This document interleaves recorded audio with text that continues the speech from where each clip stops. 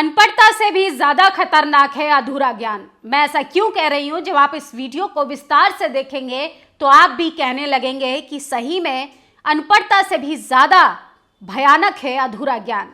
आपको कुछ नहीं आता चल जाएगा, लेकिन आपको गलतफहमी का ज्ञान है और आप सही हैं, ये लेकर आप अगर देश भर में आतंक मचाएंगे तो ये सबसे ज्यादा न सिर्फ आप अपने लिए खतरनाक है, बल्कि समाज, देश, संविधान, लोकतंत्र, तमाम चीजों के लिए भी खतरनाक है। ये तस्वीर का स्क्रीनशॉट देखिए। ब्लैक शर्ट में जो लड़की नजर आ रही है, ये वही लड़की है जिसने दिल्ली यूनिवर्सिटी के गेट के बाहर ब्राह्मणवाद जिंदाबाद के नारे लगाए थे।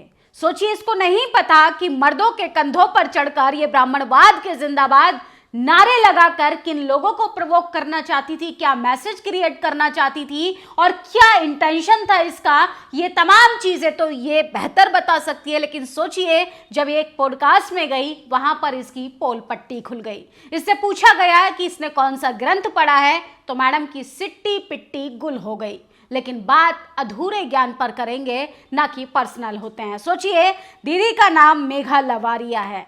मेघा लवारिया अपने आप को क्लेम करती हैं कि वो पत्रकार है। इन्होंने पॉलिटिकल साइंस में ग्रेजुएशन किया है। उसके बाद ये क्लेम करती हैं कि इन्होंने ब्रॉडकास्ट में डिप्लोमा भी किया है। चलो ठीक है, इतना एजुकेशन तो होना बेहद ज़रूरी है, लेकिन जब बात अधूरे ज्ञान की करें तो सोचिए इनके दिमाग में सिर्फ गुड़ गोबर भरा है, वो ज्ञान जो व्हाट्सएप यूनिवर्सिटी पे लगातार शेयर होता रहता है।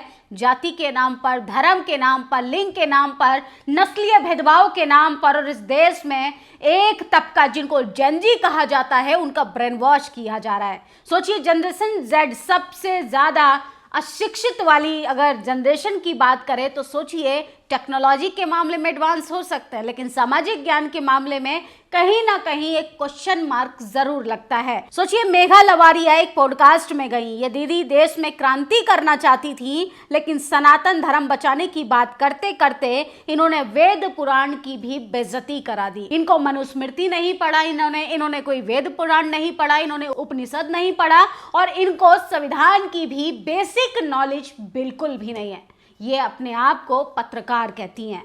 हमें आपत्ति नहीं है इनके पेशे से, दिक्कत यहाँ पर है कि अधूरा ज्ञान लेकर ये उस इंस्टीट्यूशंस में ब्राह्मणवाद के जिंदाबाद के नारे लगा रही हैं जहाँ पे छात्र अलग अलग राज्यों से पढ़ने आते हैं, अलग अलग धर्मों से पढ़ने आते हैं, जो अपने भविष्य को उज्जवल बनाने की कल्पना लेकर आते हैं। लेकिन सोचिए, एक पॉडकास्ट में मेघा लवारिया की पोल पट्टी खुल गई और सोचिए वहीं से रायता फैलना चालू हो गया। हो सकता है कि ये लड़की फिर से किसी पॉडकास्ट में जाने की हिम्मत न दिखा पाए। रुचि तिवारी याद है, वही लड़की जो अपने आप को कह रही थी कि मेरे साथ बदसलूकी हुई है, वो किस तरीके से 11 फरवरी को होने वाले यूजीसी प्रोटेस्ट को लेकर जबरन बहुजन समाज के लोगों को उत्साह कर पूछती है कि 5000 साल से पानी मिला क्या? 5000 साल से पानी नहीं पियो तो जिंदा कैसे हो? इस तरीके से बहुजनों की असमिता पर सवाल उठाना, उनकी दुखों का, उनकी पीड़ा का मजाक बनाना, सोचिए इन लोगों ने किस तरीके से पेशा बना लिया है। हाथ में माइक लेने से, व्हाट्सएप यूनिवर्सिटी का ज्ञान लेकर हाथ में पत्रकार नहीं बनते। पत्रकारिता का मतलब है पहले आपको बेसिक जानकारी तो एटलीस्ट होनी चाहिए, खासकर उस देश में जहां पर लोकतांत्रिक देश के आधार पर चीजें मानी जाती है, जहां पर संविधान लागू है। और सोचिए, कोई इतना अनपढ़ जाहिल कैसे हो सकता है जो ब्राह्मणवाद के जिंदाबाद नारे लगाकर खुश हो रहा है, लेकिन उसको ना ब्राह्मणिज्म पता है, ना ब्राह्मणवाद पता है, ना मनुवाद पता है, ना ही कास्टिज्म पता है। ये मोहतरमा कहती हैं कि मैं जात पात नहीं मानती। वो अलग बात है कि मर्दों की छाती पर चढ़कर ये ब्राह्मणवाद के नारे लगाकर खुश होती हैं। सोचिए, इंस्टेंट आपको जो लाइमलाइट मिलती है, जो टीआरपी मिलती है, जो सोशल मीडिया पर आपका नाम फेम होता है, असल में वो आपको फेमस नहीं करता, वो आपको बदनाम करता है। और सोचिए, सक्सेस का कोई शॉर्टकट नहीं होता है। प्रोफेसर रविकांत लिखते हैं, अनपढ़ और जाहिल सनातन का झंडा उठाए घूम रहे हैं। ब्राह्मणवाद जिंदाबाद का नारा उछालने वाली कट्टर सनातनी का ज्ञान जब आप देखेंगे तो आपके रोंगटे खड़े हो जाएंगे, आप सोचने पर मजबूर हो जाएंगे, क्या कोई इतना जाहिल हो सकता है? अधूरा ज्ञान लेकर किस तरीके से लोगों को प्रवोक करते हैं। और सोचिए, जब एक पॉडकास्ट में एंकर पूछती हैं कि आपको बेसिक पढ़ाई करनी ज़रूरी है, तो कहती है मुझे वो पढ़ाई करनी नहीं है जो मुझे सेकुलर बनाए। इस तरीके की माइंडसेट अगर ये सेकुलर नहीं बनना चाहती तो मुझे लगता है इनको इस देश से बाहर चले जाना चाहिए, क्योंकि इस देश में जिसको रहना है उसे संविधान मानना पड़ेगा, लॉ एंड ऑर्डर मानना पड़ेगा। इस देश में रहते हुए लोकतंत्र की धज्जियां नहीं उड़ा सकते, उनको संवैधानिक दायरे में रहकर अपनी हर एक बात कहनी पड़ेगी। ये नहीं है कि आपको सनातन के नाम पर गुंडागर्दी करनी है, ये नहीं है कि ब्राह्मणवाद को बचाने के लिए आप संविधान की धज्जियां उड़ा दें, तमाम लोगों के मानव अधिकारों को रौंद कर आगे निकल जाएं और विक्टिम कार्ड प्ले करें। सोचिए किस तरीके से ये लड़की अधूरे ज्ञान से कितनी बुरी तरीके से मानसिक रूप से बीमार हो चुकी है। अगर इसने समय रहते अपने आप पर काम नहीं किया तो समाज में ऐसे न जाने कितने ज़ॉम्बी पैदा होंगे जो इस देश के संविधान के लिए सबसे खतरनाक है। और सोचिए मोहन भागवत कहते हैं किसी भी जाति का व्यक्ति संघ का प्रमुख बन सकता है। ये कह रहे हैं, बनेगा नहीं बनेगा इनसे बेहतर कोई नहीं जानता। मोहन भागवत वर्तमान में प्रमुख हैं आरएसएस के। वो मराठी ब्राह्मण हैं। के सुदर्शन कन्नड़ ब्राह्मण थे। राजेंद्र सिंह रज्जू भैया तोमर राजपूत हैं। बाला साहब देवरस महाराष्ट्र के ब्राह्मण थे।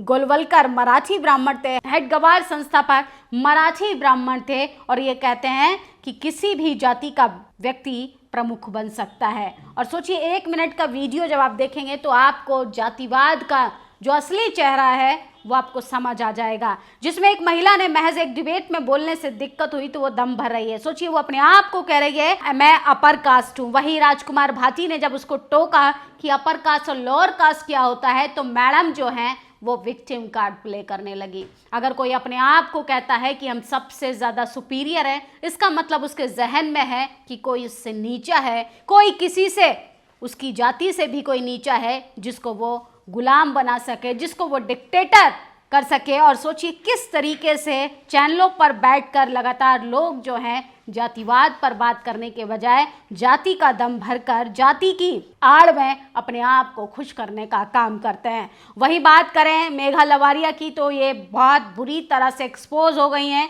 ये लड़की जातिवाद के खिलाफ लड़ाई लड़ने के लिए देश में आगे आई थी, लेकिन इसको नहीं पता है कि ब्राह्मणवाद जिंदाबाद के नारे लगाने के पीछे इसको कितनी बड़ी परेशानी हो सकती है। यह ग्रंथ नहीं पढ़ती, बस ब्राह्मणों की चाटुकारिता में डूबी हुई है। आज़ादी अरे बहन ये मानसिक गुलामी है, नया ट्रेंड बताओ। तो सोचिए एक पॉडकास्ट में मेघा लवारिया की पूरी तरीके से बेइज्जती जो है एक्सपोज हो गई है। इसलिए कहा जाता है कि अनपढ़ रहना ज़्यादा अच्छा है अधूरे ज्ञान से, क्योंकि अधूरा ज्ञान आपको न सिर्फ भ्रमित करता है बल्कि आपको गलत रास्ते पर भी ले जाता है। इसलिए आप पहले पढ़िए, अच्छे से चीज़ों को समझिए, उसके बाद कहीं ना कहीं पत्रकारिता कीजिए।